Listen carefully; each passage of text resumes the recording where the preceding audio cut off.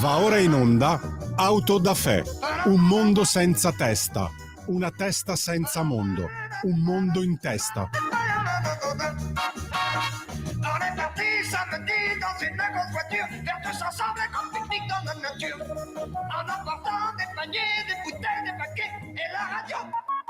Jean-Pierre? Buongiorno a tutte le ascoltatrici e a tutti gli ascoltatori e ben trovati alla prima puntata di Auto da Fè di questa settimana. Buongiorno e ben ritrovato anche al nostro ospite qui in studio stamattina. Ho il piacere di riavere con noi Caio Mussolini. Buongiorno Caio, grazie. Buongiorno Giulio. Ci diamo del tu per certamente. efficacia di conversazione e riparliamo del tuo libro, Mussolini e il fascismo, l'altra storia, edito da Edistorie. Il post sulla pagina Facebook vi consente di avere il link diretto su Amazon, ma si può, poi ce lo racconti, anche trovare altrove naturalmente, nelle librerie. Caio Mussolini, per chi non lo conoscesse ancora, un paio di volte, 2 o 3 volte abbiamo avuto modo di parlare con lui qui in radio, è nato in Argentina nel 1968, è nipote di Vittorio, il primo figlio maschio di Benito Mussolini. Hai trascorso l'infanzia e l'adolescenza fra Italia e Venezuela, poi ci spieghi anche il fatto, c'è una piccola nota biografica che si inserisce nel quadro politico attuale, no? Perché avremo modo di parlarne a partire dalle fotografie con le quali abbiamo accompagnato sul post la nostra conversazione. Sì, esatto. Dopodiché nell'86 entra all'Accademia Navale di Livorno e nel 2002 lavora come dirigente, naturalmente ufficiale di Marina Militare, e lavora poi come dirigente consulente nel settore difesa e sicurezza in Italia, nei paesi del Golfo Persico e latinoamericani. Laurea in scienze navali e marittime all'Università di Pisa, in scienze politiche con lode presso l'Università di Trieste. Ha scritto anche il libro Italiani d'Argentina, ne avevamo parlato a suo tempo, storia dell'immigrazione italiana in Argentina nel XIX-XX secolo, edito sempre da Edistorie. Collabori anche con diverse testate. Non la faccio corta però perché veniamo al libro. Il libro è solo la prima tappa di una lunga serie di opere, abbastanza lunga serie di opere che ha in progetto di fare per raccontare appunto l'altra storia sul periodo fascista italiano e sulla figura di Mussolini. Questo è solo il primo libro, no? Questo è il primo libro. L'idea era quella di descrivere in maniera abbastanza sintetica quel complesso periodo che, devo dire, io stesso approfondendo ho scoperto lati che non conoscevo, e alla fine saranno 4 i volumi. Il primo, questo qua, è dall'inizio del fascismo fino al 1932 circa, poi ci sarà il secondo volume che uscirà a Natale, che invece tratterà la questione della guerra in Abissinia, la questione ebraica, l'ingresso in guerra fino alla liberazione di Mussolini al Gran Sasso nel 1943. Ecco, quindi c'eranno anche tante altre cose da approfondire, ma già questo primo libro tu lo introduci, il libro in controcopertina, con un'osservazione che recito letteralmente: la storia non è un menu à la carte dal quale si scelgono gli eventi e i fatti storici secondo gusti o convenienza e se ne omettono tanti altri. La storia ha tante sfumature e questo libro si propone appunto di far conoscere l'altra storia. E devo dire che da lettore, ma chi lo ha letto già può credo concordare, da lettore devo dire che c'è una massa documentaria, una serie di richiami che è impressionante. Credo che tu abbia fatto una fatica non indifferente per mettere insieme tutte queste fonti, sistematizzarle e rendere peraltro la lettura del libro estremamente scorrevole, perché questo è un altro aspetto. Ma infatti era proprio quello l'obiettivo, ovvero la storia si può studiare attraverso gli storici, libri scritti dagli storici, che però hanno il difetto di essere molto pesanti, sono farraginosi, sono spesso anche molto molto lunghi. Basta pensare il libro di De Felice sugli ebrei e il fascismo, sono più di 600-700 pagine ed è scritto fitto fitto in un linguaggio abbastanza difficile anche per i più. Allora io quello che ho deciso di fare è, partendo da quelle fonti, fare una sintesi e cercare di rendere tutto fluido per permettere a chiunque, specialmente ai giovani, di poter leggere e comprendere un pochino meglio quel periodo storico. E come dico spesso, leggete il libro e resterete sorpresi perché io racconto l'altra storia che non è, io non ho la presunzione di asserire che sia la verità assoluta, semplicemente è la descrizione dei fatti con tutte le fonti, non potrebbe essere altrimenti, perché se qualcuno mi vuole attaccare, ovviamente già il fatto che Mussolini scriva un libro su Mussolini sarebbe gioco facile.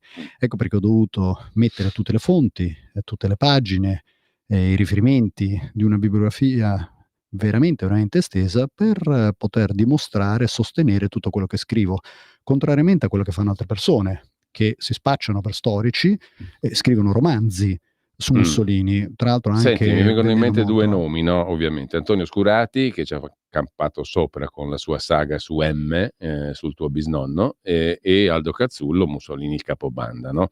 Tu hai sfidato in senso culturale, diciamo, e di confronto pubblico Aldo Cazzullo ad avere un confronto con te su questo libro e sul suo, diciamo, no? Io Aldo Cazzullo lo conosco da Mm. qualche anno, abbiamo avuto modo di incontrarci, ero in contatto con lui anche telefonico, diciamo via WhatsApp. Quando è uscito il libro Mussolini il capobanda, e che il titolo già lascia intendere il livello di faziosità e di poca obiettività di quel libro, Mussolini non era un capobanda, Mussolini era il capo del governo, che possa piacere o non piacere, e gli avevo chiesto un confronto pubblico dove lui desiderava, come lui desiderava, e ha glissato. Ho riprovato anche quest'estate, quando gli è stato consegnato un premio ad Alassio, a confrontarmi con lui, ma anche in questo caso ha evitato.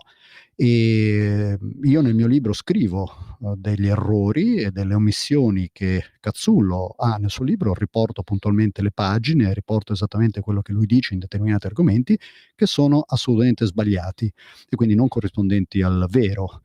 E per quanto riguarda invece Scurati è una persona che si lamenta tanto del fascismo, ma ci campa, e non è l'unico, e tuttavia Scurati almeno ha il buon gusto di scrivere romanzo sulle copertine dei suoi libri. Il romanzo, ricordiamo, un romanzo può essere Robin Hood, Harry Potter, può essere D'Artagnan, i Tre Moschettieri, ecco, questi sono romanzi, si sviluppano in un certo periodo storico e hanno qualche contatto con la realtà di quel periodo, però sono romanzi, quindi frutto della fantasia. Ecco, Scurati scrive con la fantasia, ed ecco perché non vanno usati come testi storici, non sono testi storici, anche se molte persone leggendolo poi credono che invece leggano la storia. Ecco, Scurati e Cazzullo ci dicono che il fascismo è il male assoluto, per usare una frase che usò Gianfranco Fini in visita a Gerusalemme più di 20 anni fa, no? Allora, Sostanzialmente, il tuo libro ci fa capire che il male e il bene sono concetti molto opinabili, perché vengono in secondo piano rispetto ai fatti. Allora bisognerebbe partire dai fatti, e io dico che il pregio di questo libro, lo dico da lettore, e lo dico, diciamo, da una persona che non ha mai avuto affiliazioni o fasciste o parafasciste o MSI o tutto il resto, non c'entro niente, non ho mai avuto una tessera di partito se non del Partito Radicale di Pannella per un anno o due, tantissimi anni fa. Quindi, diciamo, da lettore semplice e aideologico, devo dire che questo libro mi ha molto attratto e interessato, proprio perché non si pone nell'ottica del bene assoluto, del male assoluto, di queste categorie fuorvianti, secondo me, per quanto riguarda la politica e la storia e la storiografia. La storia e la storiografia, ce lo insegna il maestro De Felice, che purtroppo non aveva una sintassi molto facile, come hai ricordato tu, per cui non è alla portata delle masse. La storia e la storiografia, secondo me, devono prescindere dalle valutazioni di carattere morale, no? E cercare di capire i fatti. Questo non significa che i fatti negativi vadano giudicati positivamente o viceversa, però i fatti, no? Tu devi partire dai fatti, e questo libro ha questo pregio enorme di mettere in fila una serie di fatti, anche su questioni controverse e date per scontate. Una su tutte, per esempio, la vicenda Matteotti, no? Io immagino, per come ho letto il libro e per quello che credo di aver capito fosse il tuo spirito nello scriverlo, che se tu avessi scoperto che veramente Mussolini era il responsabile, magari mettiamo pure, diciamo, dall'ideologico al materiale della dell'omicidio morte di Matteotti Matteotti, l'avrei messo l'avrei senz'altro, scritto, l'avresti scritto, certamente, no? come anche scrivo nel secondo libro, errori che sono stati Oppure fatti se la durante il vicenda di fascismo. Gramsci fosse quella che è sempre stata raccontata, o di determinati martiri, tra virgolette, antifascisti, fosse quella che è stata raccontata e non quella che ci raccontano i fatti, l'avresti scritto, Esattamente, no? perché la storia è storia. Ovviamente la storia può essere raccontata in una maniera piuttosto che in un'altra. La storia può essere omessa, ecco perché mi riferivo al menù. Il menù rende bene l'idea di scegliere quello che si vuole a seconda della convenienza, ed è sbagliato. La storia non può essere usata solo per dare visibilità a una parte o un determinato periodo, soprattutto va contestualizzata, perché stiamo parlando di un'Italia di più di 100 anni fa. E un esempio che cito nel libro è quello della democrazia, ovvero si sostiene che prima del fascismo ci fosse una piena democrazia in Italia. Ne scrivo nel libro. Come hai potuto leggere, così non era. Era una Costituzione lo Statuto ottoriata. Albertino, diciamo, non prevedeva no, la democrazia come la intendiamo noi. Assolutamente no, tant'è che la Camera dei Senatori era a nomina regia, il re aveva la possibilità di nominare i ministri e soprattutto se non si riuniva la Camera dei Senatori non poteva legiferare nemmeno la Camera dei Deputati, quindi era un controllo assoluto sul Parlamento. Infatti era una Costituzione ottriata, octroyée, vuol dire concessa dal francese, e quindi ben lontana da quella che è oggi una Costituzione democratica. Ecco, tra l'altro, se tu esci dalla ottica del bene e del male, il bene assoluto, il male assoluto, allora esci anche dall'ottica per cui fascista e fascismo diventano, come abbiamo detto in altre occasioni, strumenti, modi, modalità, armi per delegittimare completamente un avversario di turno. E questa cosa è abbastanza curiosa anche oggi, no? Saltiamo subito all'oggi, poi torniamo al libro, perché allora fascista, fascismo oggi significa tu non hai la legittimità di parlare, non devi parlare, non puoi parlare, sei fuori dal gioco perché sei fascista, no? Esattamente. Allora, questo, se tu invece poni il confronto, è per quello che diciamo non è un dibattito questo solo storiografico, è un dibattito che entra nella piena attualità, perché quest'arma del fascismo e dell'accusa di fascismo viene usata ancora oggi per silenziare, no? Voci che non sono omogenee a quelle dominanti, e il fatto che un personaggio come Cazzullo si sottragga a un dibattito ma la dice lunga. Il problema è che se lui si sottoponesse al dibattito e vi confrontaste in maniera civile, come spesso, come al contrario di spesso, come non accade ormai quasi più da nessuna parte, tantomeno nelle occasioni pubbliche, televisive, radiofoniche, no, tu sei stato alla Zanzara, bellissimo, io ho visto il tuo incontro con Cruciani e Parenzo, però non si è parlato del tuo libro, tu ne sei uscito da signore, devo dire, da spettatore, però non si è parlato tanto del tuo libro, non si è potuto entrare nel dibattito. Sicuramente, diciamo, quel tipo di comunicazione lì non serve per approfondire, ma se un Aldo Cazzullo avesse accettato la tua proposta di confronto, saremmo usciti da questa accusa di fascismo non la puoi più usare, perché se cominci a confrontarti, a ragionare sui fatti e sulla storia, l'ideologia la metti da parte. E quindi l'ideologia che serve a escludere non può più funzionare se tu entri su un terreno di confronto vero. Per questo non ti fanno parlare, no? Perché se tu entri sul vero terreno di confronto, poi quell'altro è obbligato a argomentare, non ad anatemizzare. Cioè io ti squalifico. E allora qui torniamo all'attualità, no? Volevi dire qualcosa? Volevo dire no, che addirittura nel 1944... No, su questa roba io mi scaldo, perché questa cosa del fascismo... Non ha un equivalente, no? È solo se io dico a uno comunista, quasi quasi gli faccio un complimento. Se gli dico a uno fascista, te sei fuori gioco. Ma perché da tanto tempo questa parola viene usata come un manganello, come una spranga, no? Per delegittimare a priori la persona che è di fronte a te. Quindi sei fascista e non hai diritto a parlare. Ma ricordiamo che, come scrivo nel libro, già nel 1944 Benedetto Croce parlava dell'uso a vanvera del termine fascista in un suo interessante articolo sul Giornale di Napoli. Quindi l'uso della parola fascista, e tra l'altro per estensione anche al fascismo in generale, come ha più volte osservato De Felice, che va contestualizzato storicamente in un periodo geografico, invece adesso è tutto fascismo. Infatti vediamo anche nelle proteste di ieri si protesta contro il fascismo. E allora io voglio far scorrere, chiedo alla regia di inquadrarle adesso queste immagini che incorniciano la pagina, sulla pagina Facebook della radio, l'annuncio della nostra trasmissione, no? Tutti hanno visto questo striscione, 7 ottobre 23, il giorno degli orribili massacri di cittadini e cittadine e bambini e donne, uomini e vecchi israeliani, 1200 e passa, più gli ostaggi. 7 ottobre, giornata della resistenza palestinese. È uno striscione che è comparso alla manifestazione di Roma l'altro giorno. Tra l'altro, rafforzato anche da quella relatrice speciale dell'ONU per la Palestina, che è l'italiana Francesca Albanese, che ha tracciato l'equivalenza fra Pertini e i capi di Hamas, no? Una roba come Pertini non mi risulta che avesse mai messo nel forno dei bambini o squartato delle donne o legittimato atti di questo genere, ma questo vabbè. Questo per dire che resistenza al fascismo, naturalmente la nostra, è uguale alla resistenza, la resistenza dei Pertini, dei partigiani, eccetera, eccetera, è uguale alla resistenza palestinese contro il fascismo. Il fascismo oggi è Israele. Questo è lo striscione che tutti hanno visto. Poi ti lascio il commento su tutta questa cosa. Secondo Flash, secondo fotogramma, il fascista buono è il fascista appeso, no? Con la bandiera di Palestina sullo sfondo, e siamo sempre alla manifestazione dell'altro giorno a Roma. Dopodiché, questo me l'hai inviato tu, siamo nell'ottobre 1990 e leggo l'annuncio di una manifestazione: fermare il massacro, non è genocidio. Adesso va di moda questa parola genocidio, del tutto a sproposito per la vicenda, secondo me.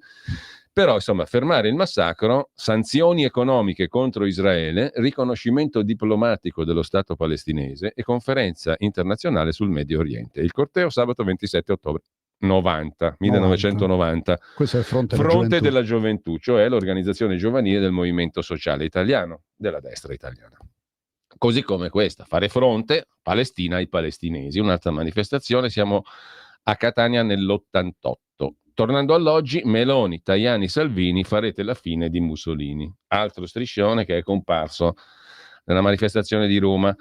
E a te cosa ti dice tutto questo? Perché allora abbiamo il paradosso per cui la resistenza palestinese è come la resistenza contro il fascismo, e il fascismo oggi sono quelli che stanno con Israele, è il sionismo, cioè quelli che teoricamente hanno messo nei forni. Allora, c'è un cortocircuito pazzesco. Il cortocircuito la sinistra ce l'ha, e io dico sempre dovrebbero fare pace col cervello, basta vedere gli attivisti LGBTQ+ che supportano la Palestina, non sapendo se loro fossero in Palestina probabilmente avrebbero una vita abbastanza difficile, se non addirittura potrebbero essere uccisi. Ma lasciando stare queste osservazioni, prima di tutto fascismo oggi è tutto quello che non va bene alla sinistra, ovvero vediamo che Putin è fascista, Netanyahu è fascista, la Meloni è fascista, ovviamente Trump è fascista, Bolsonaro, Milei, tutti quelli che in qualche modo sono invisi alla sinistra sono considerati fascisti, e si ritorna a quel discorso di prima. È un bollino che viene dato a chiunque, un bollino dato a Vanvera, che però serve a delegittimare l'avversario, e soprattutto senza argomentare, senza parlare. Per quanto riguarda il discorso della violenza, tipo quelle immagini, quei cartelloni che abbiamo visto prima, gli striscioni, farete la fine di Mussolini. Farete la fine di Mussolini, così. Quindi intanto quell'immagine si riferisce ovviamente, si ritorna indietro a Piazzale Loreto.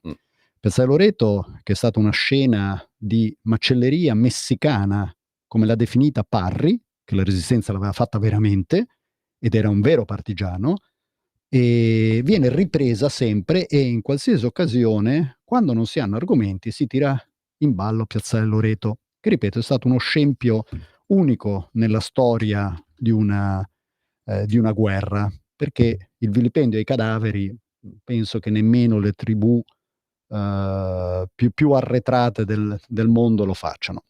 Però questo ci fa riflettere sulla violenza che, ahimè, viene principalmente da una precisa parte politica.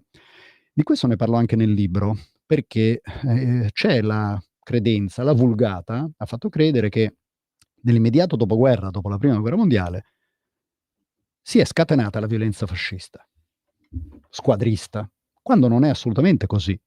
La violenza nel dopoguerra viene scatenata dagli anarchici, dai comunisti, dai socialisti, attraverso gli attentati, attraverso gli attacchi dinamitardi, attraverso gli attacchi contro lo Stato. E il fascismo, anzi lo squadrismo, specialmente quello in provincia, nasce come reazione a queste violenze, come reazione e ricerca di protezione da parte degli industriali, dei latifondisti, della borghesia, anche del clero, delle proprie prerogative, delle proprie lo status, perché temevano che succedesse come in Russia nel 1917. Quindi la violenza, e lo vediamo anche oggi, e a quelli che dicono che la violenza sono stati pochi casi isolati, io vedendo le immagini non so se si possono definire pochi.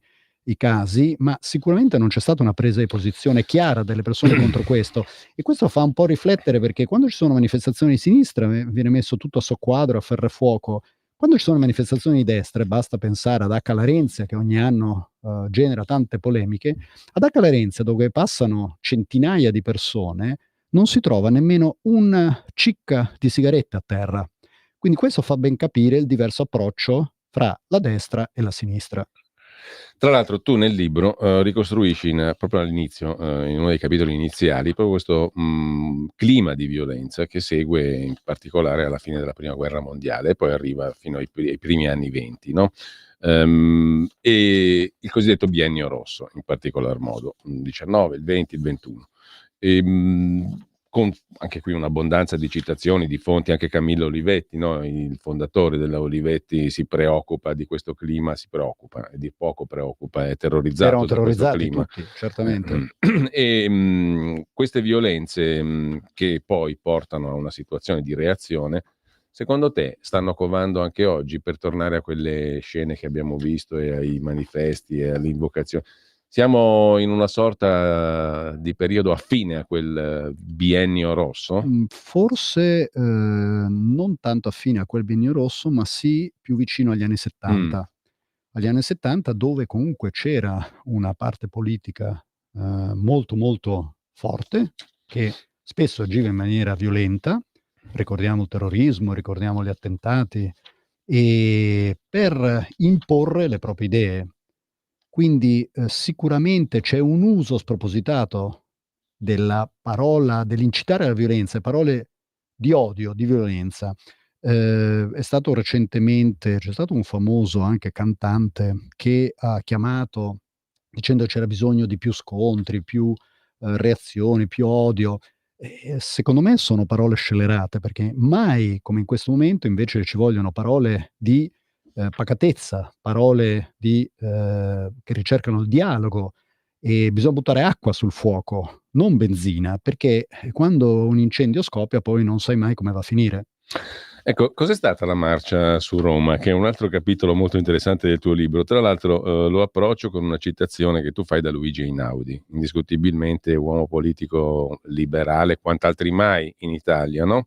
Il quale scrisse esplicitamente: desideriamo ardentemente ci sia un partito e sia quello fascista, se altri non può far meglio o non sa far meglio, il quale usi mezzi adatti per raggiungere lo scopo, che è la grandezza materiale e spirituale della patria, messa, diciamo, a rischio dalle violenze dilaganti. E stiamo parlando del momento della marcia su Roma cosiddetta. Esattamente, e se lo dice Einaudi non può essere sicuramente tacciato di fascista, ma Corriere della Sera, 28 ottobre 22. esatto, non era l'unico, erano in molti, anche la Chiesa era a favore del fascismo, e ricordiamo che il primo governo Mussolini, quello nell'ottobre del 22, venne votato a stragrande maggioranza in un Parlamento dove Mussolini aveva solamente 35 deputati. Un dittatore accettato da tutti, scrive la Revue de Paris. Ma sì, perché prendeva in giro Mussolini, che lui voleva avere il ruolo un po' da dittatore, e quando invece poi alla fine erano tutti d'accordo con lui al governo, e infatti lo votano, ma non solo, gli danno anche poteri eccezionali. Ma lo vota anche De Gasperi. Tutti. De Gasperi, Gronchi, Giolitti, Salandra, Bonomi, Facta, Orlando, tu mi citi tutti quanti. Sì. Quindi diciamo, questo mi serve non per dire chissà cosa, ma per dire una cosa, quella che dicevamo prima. Allora, i fatti vanno letti intanto tenendo conto dell'epoca in cui si sono verificati e del clima complessivo. Abbiamo parlato del biennio rosso, abbiamo parlato di un clima generale, perché non è che il fascismo nasce dal nulla, no? Nasce in termini politici come reazione a un certo quadro e poi, diciamo, coglie anche il favore personalità come Einaudi, De Gasperi, eccetera, non perché sono fascisti in senso stretto come lo intendiamo oggi in termine squalificante, ma perché fanno una valutazione politica in relazione ai fatti di quel momento, no? Immagino. Esattamente. Infatti anche il 28 ottobre la marcia su Roma, contrariamente a quanti Cioè, la cosa che è emblematica, per esempio, Enrico De Nicola, che sarà il primo capo provvisorio dello Stato italiano, votò la fiducia al governo fascista, sì, no? sì. Questo, ripeto, non per dire chissà cosa, ma per dire che i fatti vanno inquadrati a seconda dell'epoca in cui accadono e politicamente, non ideologicamente. Ma infatti Mussolini, quando viene creato il governo Mussolini, lui ottiene i poteri in maniera perfettamente aderente a quello che era previsto dalle leggi dell'epoca, lo Statuto Albertino. Tant'è che il 28 ottobre, contrariamente a quanti molti credono che siano entrate a Roma le milizie fasciste e gli squadristi e abbiano preso Roma con la forza, abbiano preso questura, prefettura, il Parlamento, questo è un'altra di quelle storie che è falsa, nel senso che il 28 ottobre nessun fascista è entrato a Roma, ma nemmeno il 29 ottobre. Gli venne permesso solo il 29 di entrare per sfilare a Roma. Quindi Mussolini, con un azzardo sicuramente, Mussolini è un politico, un abile politico, e quindi lui, bluffando, si fece dare l'incarico dal re per formare il governo e venne nominato capo del governo. Allora, abbiamo adesso una piccolissima pausa, un'inserzione pubblicitaria. Torniamo qui. Vedo con terrore che è già passata mezz'ora. Terrore perché vorrei coinvolgere anche gli ascoltatori e le ascoltatrici in questo discorso, però non posso fare a meno poi di fare un altro piccolo esempio. Parliamo di un altro punto al quale tu dedichi amplissimo spazio. Non possiamo parlare di tutto il libro perché il libro sono 370 pagine molto fitte, molto dense, con un apparato di note e di richiami bibliografici, e non solo bibliografici, enorme. Chi lo ha letto lo leggerà, se ne renderà conto da solo, è inutile che glielo dica io, però un paio di altri punti emblematici li vorrei toccare, poi sentire anche le opinioni di chi ci ascolta. Potete chiamare cominciare a scrivere anche WhatsApp al 340 6709 659, poi apriremo le linee 02 92 94 7222 tra poco. Stai ascoltando Radio Libertà, la tua voce libera, senza filtri né censura. La tua radio. lo amiamo perché ci offre sempre le cose più buone e naturali. Linea Alberto Acerbis. Ma buongiorno a tutti gli amici di Radio Libertà, eccolo qua, mamma mia, io vi vedo, vi vedo con gli occhi al cielo, mamma mia, che amore, qua ancora Alberto Acerbis, abbiate pazienza, un minuto, visitate olioacerbis.com, andate nel reparto dell'integrazione, troverete in modo particolare, questo è il momento, Bronco Free. Cos'è che schi? Bronco Free, noi lo proponiamo su questa emittente da 23 anni. Matteo si ricorda. Perché è importante Bronco Free? Perché in maniera naturale e non chimica calma tosse grassa, tosse secca, fluidifica il catarro in eccesso per facilitare l'espettorazione. Che parlo difficile. Per facilitare l'espettorazione. La presenza del timo, altea, papavero, marrubio e verbena, che sono calmanti, coadiuvanti anche della tosse, cioè la calmano. Quindi la bava di lumaca fluidifica il catarro. Timo, verbena, papavero, marrubio calmano la tosse. Alla mattina vi svegliate, pantofolina, zec, 2 bei colpi di tosse e vi liberate. È importante. Guardate che non contiene né glutine, né saccarosio, lattosio, OGM coloranti. Possono prendere anche i piccini. Chiaramente però non è una cosa industriale. Quindi, velocemente, se volete prenotarlo, 59 euro, 3 flaconi. 3. olioacerbis.com, sezione integrazione, oppure se volete farlo stamattina, chiamate, per informazioni c'è Miriam, 030 68 40 408. Ma andate a visitare il sito, non perdiamoci di vista. Dite come ci è conosciuto Radio Padania, un regalo per voi. Radio Libertà, ho sbagliato, sarò nostalgico. Vabbè, olioacerbis.com, vi voglio bene. Stai ascoltando Radio Libertà, la tua voce libera, senza filtri né censura. La tua radio. Rieccoci in onda con Caio Mussolini. Mussolini e il fascismo, l'altra storia, edito da Edistorie, è la base, lo scheletro dal quale ha principiato la nostra conversazione e prosegue, perché io vorrei fare un piccolo esempio sul caso Matteotti. No? Tu al caso Matteotti forse ne avevamo già parlato, ma lo riprendiamo. Naturalmente faccio questo esempio, ne potrei fare tanti altri, perché il libro si occupa di tantissime cose e sono tutte interessanti perché forniscono tutte degli elementi di fatto che contrastano con la narrazione ideologica dominante, che, come dicevamo, e questo non è un dibattito solo storiografico, perché quest'arma è utilizzata costantemente tutti i giorni fino sempre, da sempre, e in particolare oggi è diventata di nuovo virulento l'uso di quest'arma, l'accusa di fascismo, per cui questa roba qui è materia dell'attualità, non è diciamo una discussione storiografica polverosa accademica, no? Peraltro il tuo libro è un libro storico, non è un libro politico. Assolutamente, è un libro storico ed è E questo è pieno il di suo fonti bello. proprio per evitare... Allora, poi le curiosità e le domande le ascoltiamo in diretta, potete chiamare tra poco, pochissimo, tra un paio di minuti apriamo le linee allo 02 92 94 7222 e cominciare a mandare i vostri messaggi anche audio al 340 6709 659. Per esempio, dicevo prima, il caso Matteotti. Allora, il caso Matteotti è un dogma, no? È un dogma, è un altro di quei dogmi che servono a dire il fascismo è il male assoluto, no? E uno dei mali, uno degli elementi del male assoluto è la vicenda Matteotti, lo mette in luce. Allora tu invece dedichi tante pagine con tantissime fonti, non tolgo il piacere della lettura a nessuno, a ricostruire l'esatto concatenarsi dei fatti e svilupparsi dei fatti in relazione alla vicenda Matteotti. E vengono fuori tanti elementi interessanti, per esempio il ruolo di Matteotti nel suo partito, non era certamente un ben visto da tutti, primo.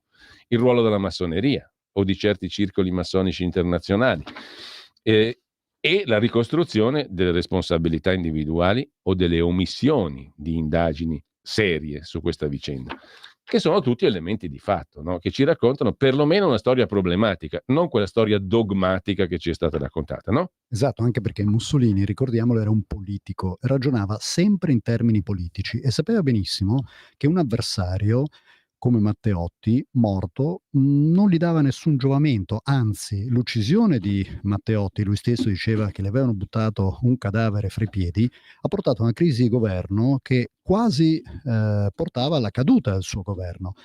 E Mussolini non solo non ha avuto nulla a che fare, né tantomeno è stato lui il mandante di questo assassinato, ma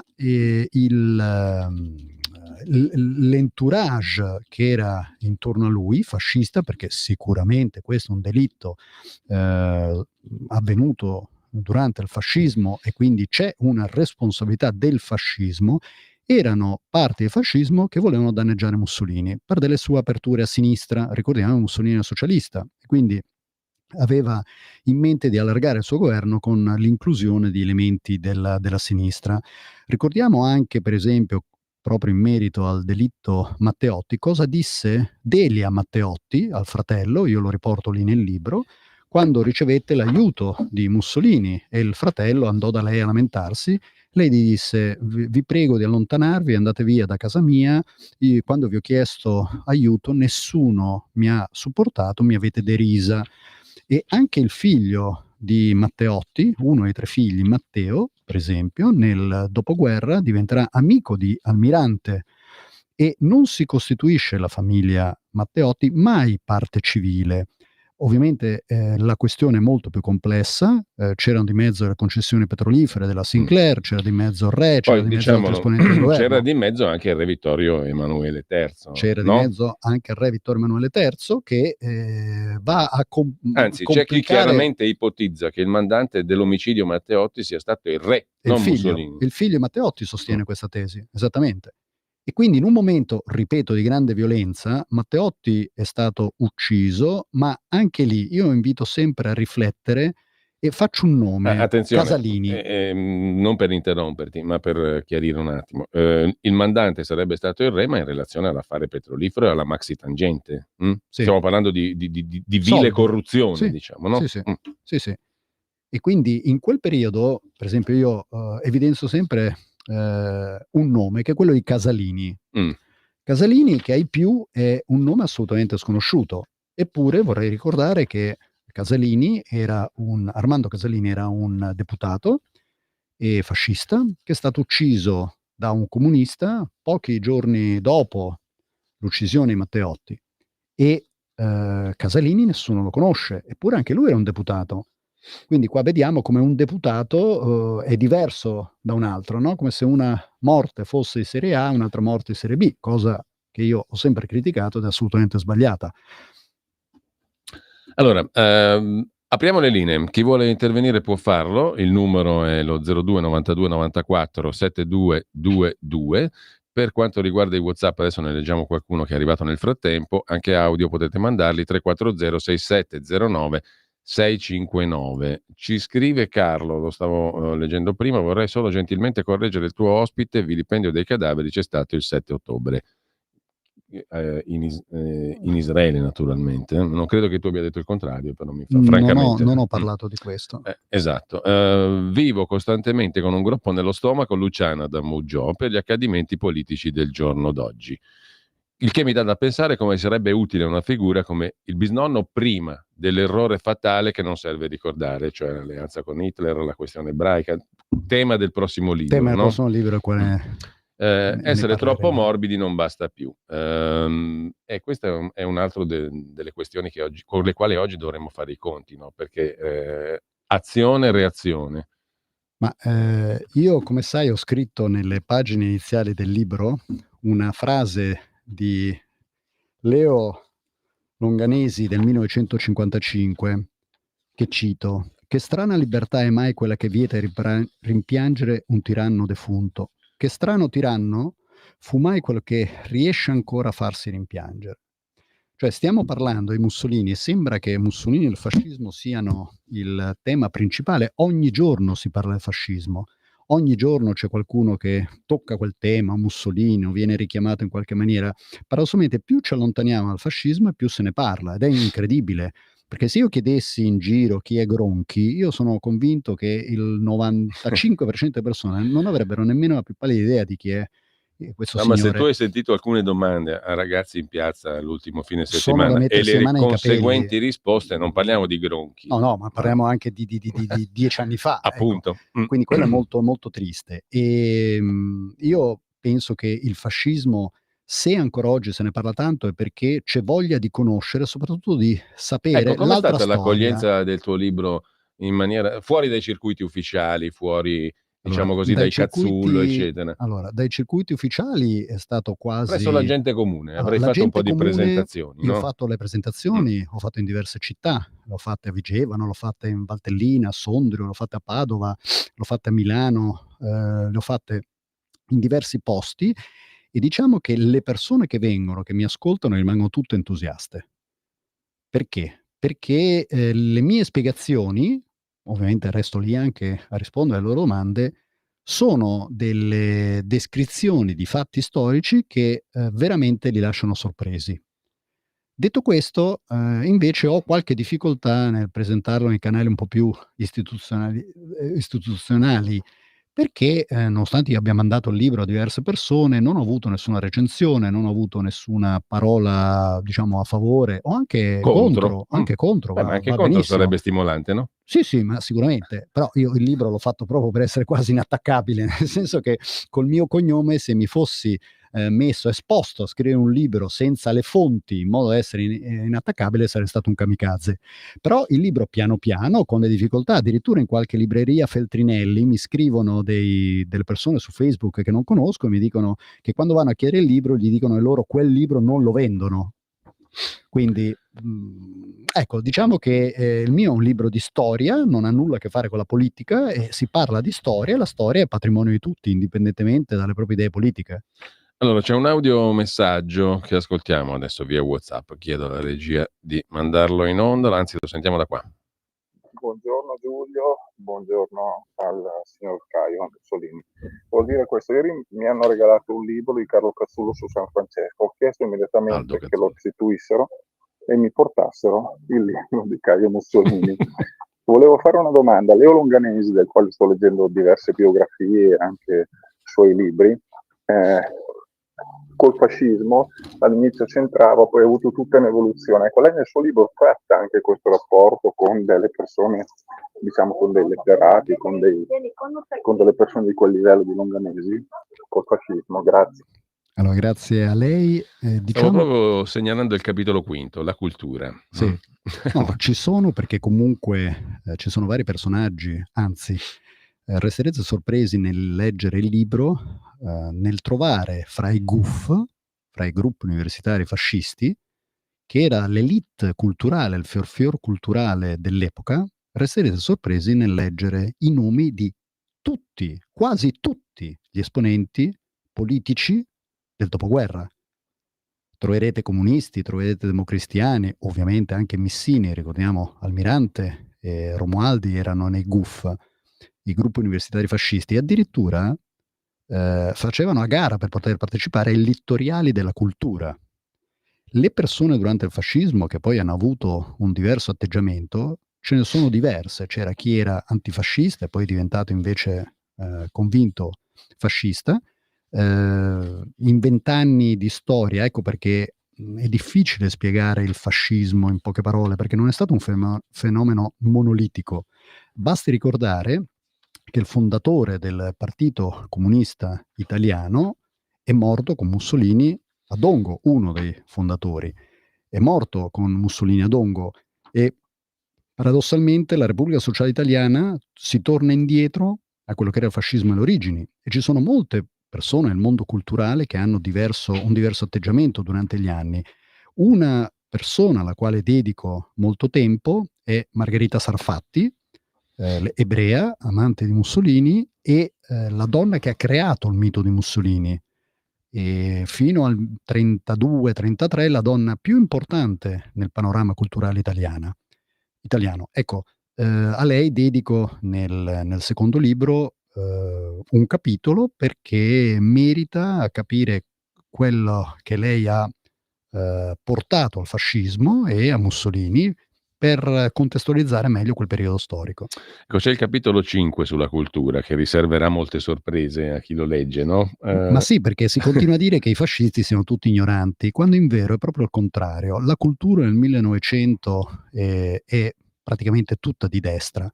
Tutte le maggiori esibizioni, tutti i festival che ancora oggi celebriamo, basta pensare al Festival del Cinema di Venezia, dove viene data la Coppa Volpi.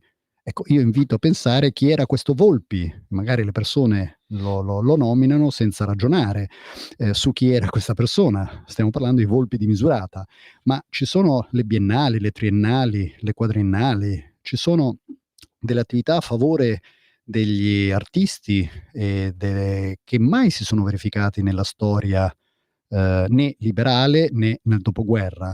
Quindi un supporto reale alla cultura, e dove, contrariamente a quello che la vulgata continua a blaterare, il fascismo aveva quasi un intervento nullo, nel senso che il fascismo non voleva intervenire nella cultura. Perché? Perché gli intellettuali dovevano essere lasciati liberi, gli artisti dovevano essere lasciati liberi di potersi esprimere, e soprattutto all'interno del fascismo c'erano diverse correnti, quindi se magari un artista non aveva successo con un gerarca, qualche mese dopo magari un altro gerarca riproponeva le sue opere, i suoi testi, che invece venivano accolti. Quindi è un fenomeno molto più sfumato di quello che si crede. Oggi diciamo, se non hai un padrinaggio non vai da nessuna parte, no? Quindi come la chiamiamo quell'organizzazione della cultura di oggi? Come possiamo chiamarla? Fascista? Certamente no, diciamo sotto certi aspetti, No, ma assolutamente sotto non è. l'aspetto dell'accusa ideologica che viene utilizzata quando si usa la parola fascista, certamente sì. Beh, basta vedere con tutto quello che è successo con i finanziamenti per il cinema, no? Se non sei di sinistra non ti arrivava nemmeno un euro. Quindi penso che alla fine chi accusa il fascismo di essere di parte dovrebbe prima riflettere, prima di esternare questo tipo di giudizio. C'è anche un altro capitolo che tu dedichi alle icone dell'antifascismo, della lotta al fascismo. No? Faccio solo alcuni nomi: Antonio Gramsci, e poi ti occupi dei fratelli Rosselli, di Amendola, di Don Giovanni Minzoni. Ecco, sono tutte vicende biografiche, chi legge il libro può poi sincerarsene, che sono piene di fatti sconosciuti o misconosciuti o trascurati, e che ci raccontano anche qui un'altra storia, no? Ma anche qua vengono spesso usate queste uccisioni come sinonimo di violenza fascista e la cattiveria, no? Dimostrare, ecco, questo male assoluto. Invece, approfondendo per bene, con tutte le fonti, giusto per evitare problemi, si scopre che la situazione in molti casi è completamente diversa da quella che racconta la Vulgata. Io continuo a leggere che Amendola è morto a seguito delle bastonature dei fascisti. Questo non è assolutamente vero. Amendola muore di un tumore 7 mesi dopo le bastonature che ha avuto, ma ricordiamo anche che era in macchina insieme a 3 fascisti che lo proteggevano ed è stato attaccato da altri fascisti più facinorosi che hanno picchiato Ecco, anche i una 3 cosa fascisti. che viene fuori nel libro è che molto spesso questi RAS locali, questi K-Taz, quelli si costituiscono delle bande, a volte diciamo pericolose, no? Anche Gramsci ne parlava. Gramsci divideva il fascismo in un fascismo di città, un fascismo politico al quale ci si confrontava, e invece quello agrario, quello della provincia, dove i RAS, i capi, avevano degli interessi che volevano mantenere, anche perché con le leghe rosse, le cooperative, c'era stato un cambiamento in quello che erano gli equilibri che erano andati avanti per secoli nelle campagne italiane. La violenza era endemica, la violenza era diffusa e c'era violenza ovunque. Ecco perché parlare di fascismo violento è quantomeno non corretto o è diciamo di parte. La violenza c'era ovunque e ognuno cercava di contrastarla con i propri mezzi per tutelare i propri interessi. Senti, un altro capitolo, Ida Dalser e Benito Albino, no? La vicenda di Ida Dalser è stata utilizzata dai succitati autori, no? Cazzullo eccetera, come emblematica della crudeltà d'animo di Benito Mussolini, che invece se tu metti in fila tutti i fatti, per come sono accaduti nel capitolo, tu lo fai con dovizia di particolari, insomma, alla fine viene fuori un personaggio, per usare una definizione odierna, è quasi stalkerato da questa donna. Esatto. Io cerco, questa è una vicenda poco conosciuta, anzi molto mistificata.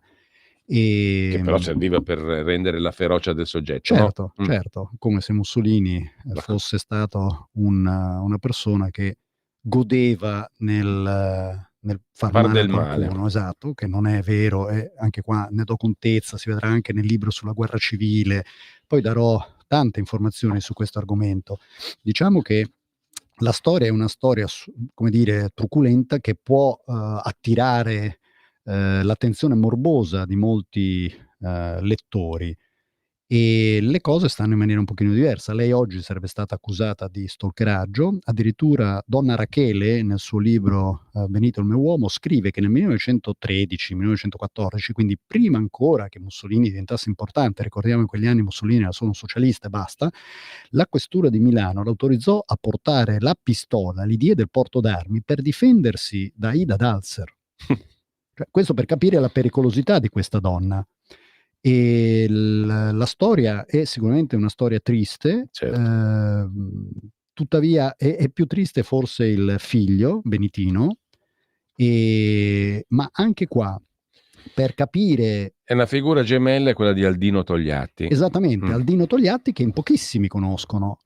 Solo che in un caso stiamo parlando di fatti venuti negli anni 30. Figlio di Togliatti. Nell'altro, esatto, il figlio di Togliatti, stiamo parlando negli anni 70-80. Figlio di Togliatti che finisce in un manicomio senza nome, perché viene identificato semplicemente con il suo nome e il numero di matricola dell'iscrizione, e ne scrivo nel libro, e che il Partito Comunista fa rinchiudere in questo ospedale psichiatrico, dove morirà praticamente all'insaputa. Ci fu un giornalista, io cito tutti i dettagli nel libro, dove con un'ottima azione di giornalismo, di scoop, riesce a scoprire questa persona e ne parla, altrimenti sarebbe finito nel dimenticatoio.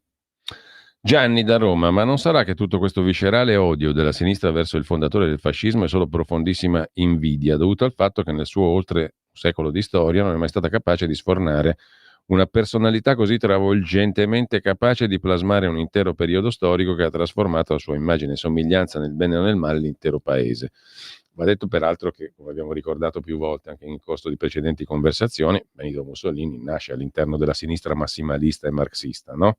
Infatti era socialista. Fervente marxista. Certo, esattamente. Quindi diciamo questo è anche per certi aspetti questa sensibilità verso il popolo, verso il sociale, nasce dalla sarà sua una costante, radice, diciamo, certamente, no? infatti si vede anche nel libro tra... Tu hai un capitolo sulle politiche Sì, sì, sociali sì, che sì, è sì. ampiamente illuminante su questo tema. Sì, sì. Ma ripeto, non perché qua si stia facendo apologia, che è un'altra No, parolaccia no, no, no, terribile, no, no? anche quello... Ma perché si mettono in fila dei fatti. Poi, naturalmente, errori in un ventennio Ne se ne sono sono stati fatti diversi, tanti, e sì. alcuni molto gravi, come avrai Sì. modo di scrivere, credo, nel prossimo libro anche, no? Ho anche dichiarato tante volte durante Mm. le interviste. Certo. Quindi diciamo, ma gli errori fanno parte dell'attività umana. Il problema è, diciamo, l'uso, e torniamo a bomba, l'uso ideologico che ancora oggi è molto, diciamo, vivo, Ma no? oggi paradossalmente il Più vivo che problema mai. è che io capisco nell'immediato dopoguerra c'era la necessità di giustificare l'antifascismo, di esaltare la resistenza, anche di questo poi ne parlo nel terzo libro.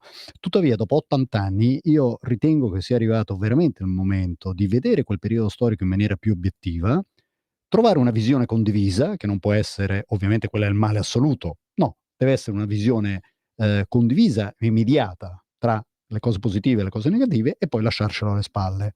Ci sono diversi messaggi di apprezzamento della nostra conversazione, li riassumo tutti da Raffaella, Roberto, altri, però questi non li citiamo perché fanno parte del fatto che comunque secondo te, andando in giro, c'è sete, diciamo, di conoscenza. C'è bisogno più che mai, perché il Però fascismo... francamente questo tipo, adesso devo dire un'altra cosa, forse un po' spiacevole per qualcuno, però mi pare che questo approccio, no, di deideologizzare, e quindi facciamo un passo avanti, la politica attuale non lo colga, neanche la politica del governo attuale di maggioranza, che avrebbe, diciamo, secondo me una oggettiva utilità a mettere le cose in chiaro, no? Farebbe un bene per tutti.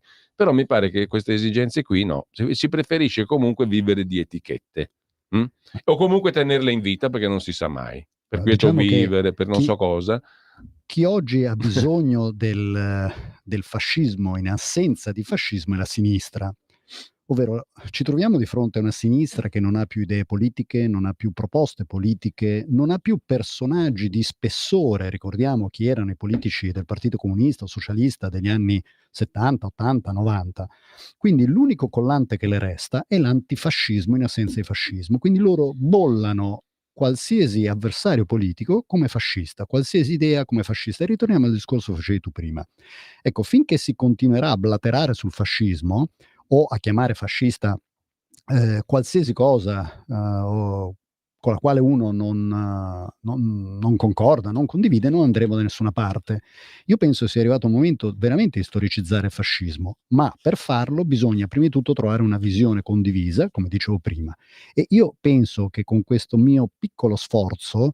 Ecco, tu sei decisamente controcorrente, perché il periodo attuale è invece un periodo nel quale le semplificazioni tranchant ideologiche, eccetera, si vanno rafforzando. Ma è Lo si vede, sbagliatissimo, lo si ma vede, è capisci? sbagliatissimo perché? Perché non si va da nessuna parte. Io sono d'accordo, Cioè- perché per un passo di civiltà e per un passo di convivenza adulta, reale, seria, cioè fondamentalmente da quando sono nato anch'io, siamo nati nello stesso anno, che sento, diciamo, che il tasso di ideologia che mi circonda mi infastidisce sempre più ogni anno che passa, ma non passa mai. Anzi, in questo periodo stiamo andando verso una ulteriore ideologizzazione, che poi ha tutti i suoi rischi, perché parlavamo del clima degli anni 70, tu mi raccontavi, io per fortuna, diciamo, siamo andati in Venezuela, no? Per evitare tante noi siamo andati però nel 78 stiamo incamminandoci, forse è meglio evitarlo questo pericolo, però ci stiamo incamminando verso quella direzione. Purtroppo, specialmente con quello che sta succedendo, e vedo troppa gente che butta benzina sul fuoco.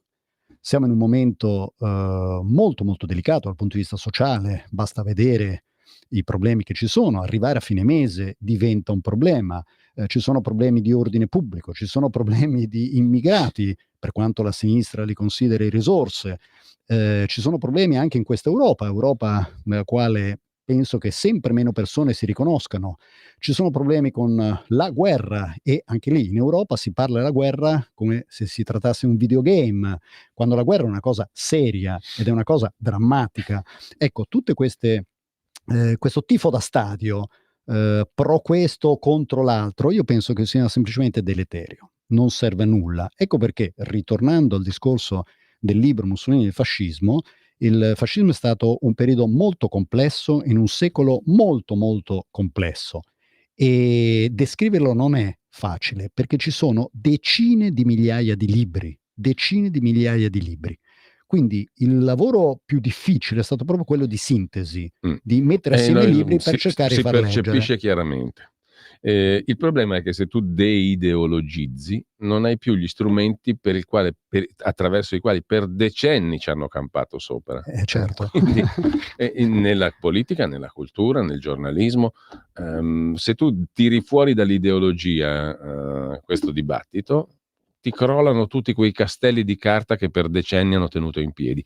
Cartelli veramente escludenti, perché se tu non fai parte appunto di un determinato circolo o non hai il determinato padrino, te ne stai fuori dalla scena, no? Quindi tu devi rinunciare al tuo potere se deideologizzi. Quindi per me è tutto lì il discorso. E soprattutto far capire che non esistono buoni o cattivi, come hai detto te, il bene oppure il male assoluto, sono concetti filosofici quelli. Esiste il governo, esistono gli interessi nazionali, esiste la realpolitik, che è una cosa molto diversa dalle favole che qualcuno continua a raccontare.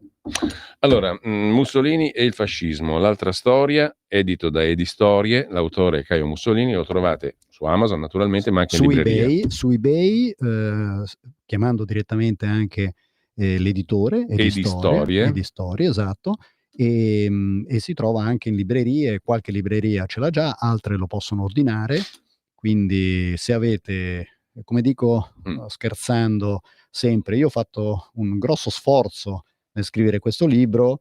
Se volete leggere l'altra storia, fate voi lo sforzo anche di leggerlo. Si legge facile, È fatto apposta. In relazione alla materia, che sembrerebbe molto ostica, non lo è affatto. Si legge molto, molto facilmente. L'apparato di note è ponderoso per chi desidera approfondire, ma si legge facile. C'è un ultimo messaggio che sentiamo in coda e poi ci salutiamo proprio da Giovanni. Sentiamo. Buongiorno, grazie per questa trasmissione. Ecco, io ultimamente da qualche anno acquisto libri usati, stampati e pubblicati prima della fine della Seconda Guerra Mondiale. Spendo pochi soldi e scopro cose veramente interessanti, no? Perché si entra in un mondo che è totalmente diverso dal nostro e mi consente di leggere la storia e anche l'attualità in un modo diverso. La ringrazio per questo libro che credo che acquisterò. Buongiorno, sì, grazie. È così. Grazie signor Giovanni, lei ha toccato un punto molto interessante. Perché? Perché leggere quello che si scriveva all'epoca può servire per contestualizzare. C'è un'opera molto importante, si chiama l'opera Omnia di Mussolini. L'opera Omnia di Mussolini, il grande pregio è che riporta esattamente i suoi articoli, le sue dichiarazioni, quello che ha detto in un'assemblea, quello che ha detto in un congresso, senza nessun tipo di commento. Ecco perché è molto importante, perché uno riesce a leggere, a capire esattamente quello che ha detto Mussolini in quel momento. Sono tantissimi volumi, però rende bene l'idea di come si viveva e cosa succedeva in quel momento, e sono situazioni che adesso non riusciamo nemmeno a immaginare. Allora, io ringrazio Caio Mussolini, tutti quelli che ci hanno seguito, buona prosecuzione di ascolto e a presto Caio, ci risentiamo. Grazie.